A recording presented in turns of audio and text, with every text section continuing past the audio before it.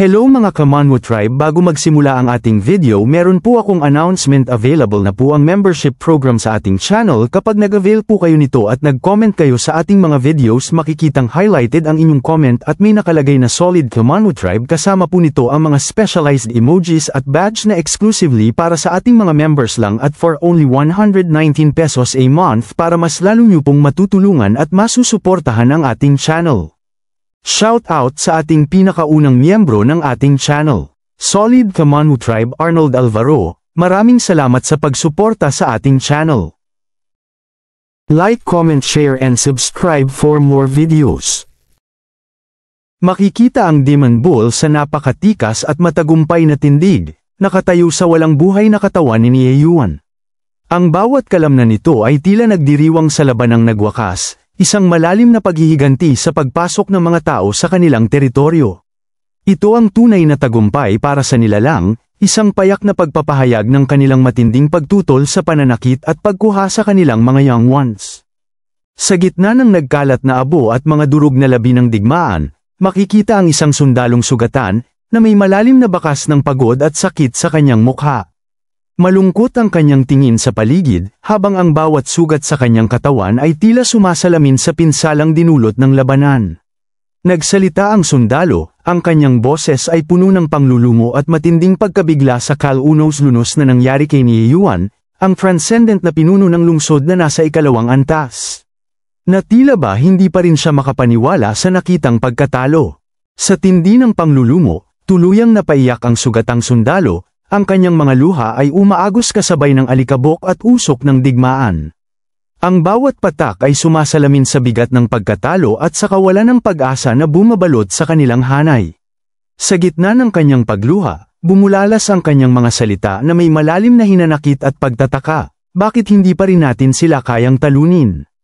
Sa kabila ng kanyang nakamit na tagumpay, ang Demon Bull ay unti-unting nakaramdam ng pag-aalala. At ang kanyang tingin ay lumipat mula sa kanyang kalaban patungo sa kabilang bahagi ng labanan. Ang kanyang mga mata ay nanliit sa pagtatangka na maintindihan ang sitwasyon ng kanyang mga kasamahan, na tila ba may malalim na katanungan sa kanyang isipan kung ano na ang nangyayari sa kanilang panig. Ang malaking halimaw ay tila nababalisa, na nagpapahiwatig na kahit ang mga tulad nila ay hindi imyun sa pag-aalala para sa kanilang lahi. Mabilis na tumatakas si Zhou Tengjun mula sa anino ni Flash, habang sa kanyang isipan ay patuloy ang walang tigil na pagbubulungan ng matinding pighati at pagkabigla. Ang lakas ng mga hayop na ito, hindi ka panipaniwala. Kung hindi ko ginamit ang aking lihim na teknik para itago ang aking aura, patay na ako. Bakas sa kanyang mukha ang matinding pagdurusa, at kitang-kita ang malalim na sugat at ang nawawalang kamay, patunay ng brutal na engkwentro. Ang bawat galaw niya ay puno ng labis na sakit at desperasyon, na nagpapahiwatig na halos hindi na niya kaya ang bigat ng kanyang kalagayan. Habang patuloy sa pagtakas si Zhou Tengjun, ang kanyang mga salita ay tila hangin na lamang sa pagitan ng kanyang mga labi, anuman ang mangyari. Ibabalik ko ang 8 ulong malaking ahas sa bansa ng Sakura, sapagkat ang kanyang buong atensyon ay nasa paglayo mula sa panganib. Sa kanyang likuran, isang anino ang mabilis na humahabol, si Flash, na hindi lamang pangalan kundi simbolo ng kanyang walang kap-oras na bilis na halos hindi makita ng mata. Ang bawat hakbang ni Flash ay nagpapatunay na ang pangalan niya ay akma sa kanyang kakayahan, na tila ba isang kidlat na humahabol sa dilim. Sa kabila ng kanyang desperadong pagtakas, napatigil si Zhou Tengjun, ang kanyang mga mata ay nanlaki sa matinding pagkagulat sa kanyang nakita. Hindi niya inasahan na ganito kabilis makakasunod si Flash, na tila ba isang multo na hindi kayang takasan. Ang bawat salita niya ay puno ng pagkabigla at pagkadismaya, sa pagtuklas na ang kanyang bilis ay walang silbi laban sa walang kapantay na tulad ng kalaban. Nagtataka ang mukha ni Zhou Tengjun, ang kanyang mga mata ay nanlaki sa hindi inaasahang pangyayari, nang biglang tumigil si Flash sa paghabol sa kanya. Ang katahimikan ng sandali ay tila nakabibingi, at ang kanyang isipan ay puno ng mga katanungan kung bakit huminto ang kanyang walang humpay na humahabol sa kanya. Hindi niya moari ang rason sa biglaang pagtigil ng kalaban, na nagpabago sa takbo ng kanilang mapanganib na habulan.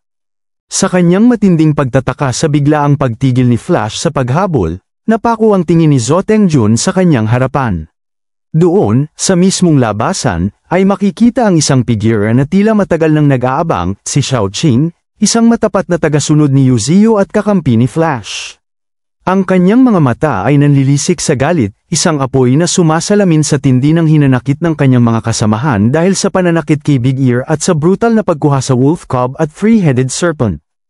Matapos ang pagkabigla, ay biglang makikita ang labis na tuwa sa mukha ni Zhou Tengjun, na tila ba nakakita siya ng isang hudyat ng pag-asa sa kanyang mga nakita. Ang kanyang mga salita ay puno ng kagalakan, at kanyang nasabi ang dalagang espiritu ng alyansa. Narito ba siya para magbigay tulong sa Sunset City? Napakaswerte. Ko isang malaking pagbabago mula sa matinding takot at pighati na kanina lang ay bumabalot sa kanya.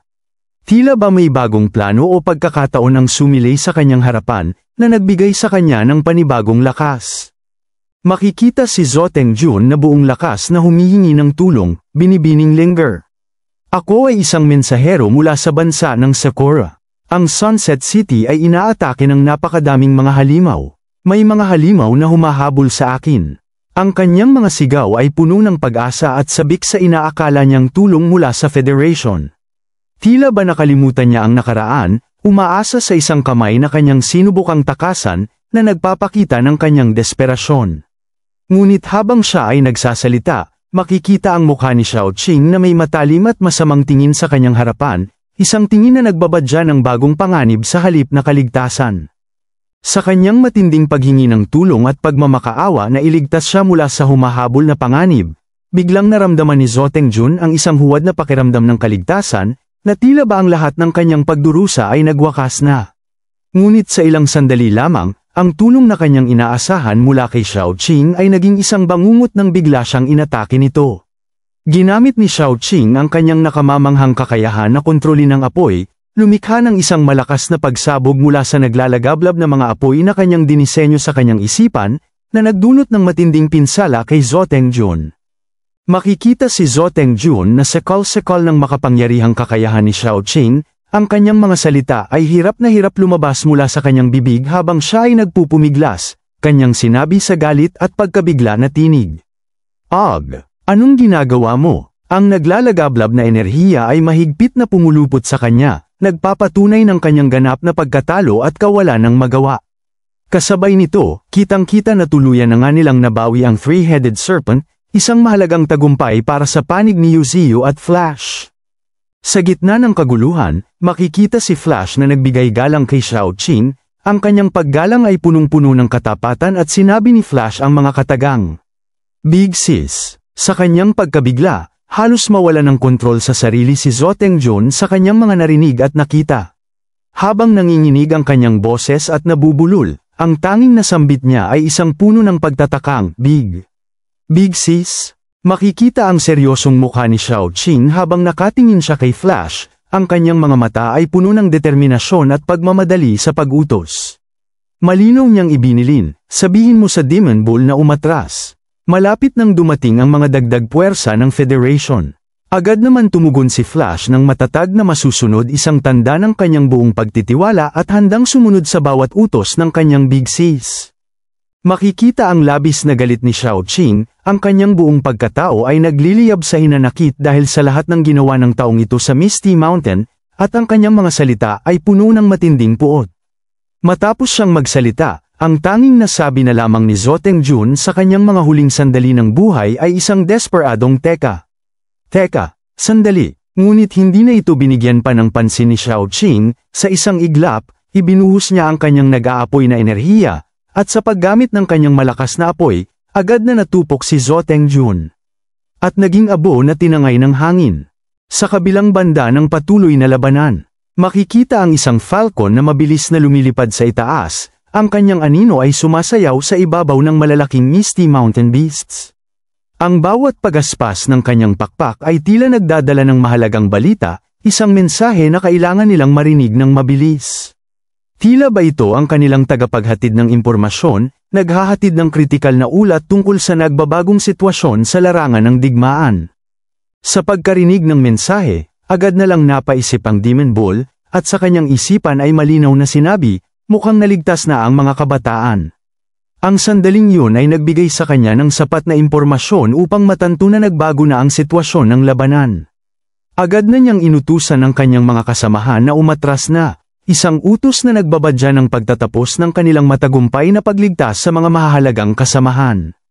Sa kabilang dako ng labanan, sina Chingang at Thorn ay sabay na napatingin at napalingon sa itaas, kung saan mabilis na lumilipad ang Falcon, kasabay ng malakas na sigaw ng Demon Bull na nag-uutos ng agarang pag-atres. Sa pagkarinig ng utos, nagtaka si Chingang at naitanong sa sarili, aatras din ba tayo? Samantala, si Thor naman ay tumugon ng simple at nag-iisip na hemp, na tila ba tinataya ang sitwasyon, habang ang mga huling bakas ng digmaan ay unti-unting humuhupa sa pagtatapos. Makikita ang kanilang pag-atres mula sa nagngangalit na labanan, at unti-unti silang bumabalik sa kinagisnang Misty Mountains. Ngunit ito ay hindi nangangahulugan ng kanilang pagkatalo, sa halip, isa itong matagumpay na pagtatapos ng kanilang misyon. Sapagkat, ang tanging layunin nila sa Sunset City ay ang iligtas lamang ang mga Young Ones, at sa wakas, nagtagumpay sila sa kanilang misyon.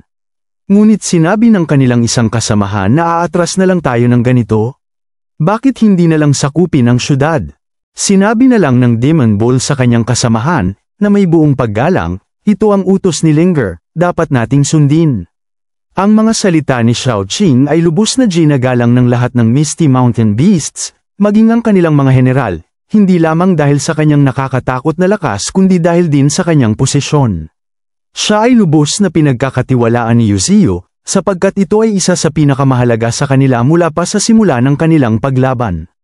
Nasabi na lang ni Thorn, ang kanyang boses ay puno ng matinding pasasalamat at laking ginhawa dahil sa balitang ligtas ang dalawang pinakamahalagang kasamahan sa hinaharap.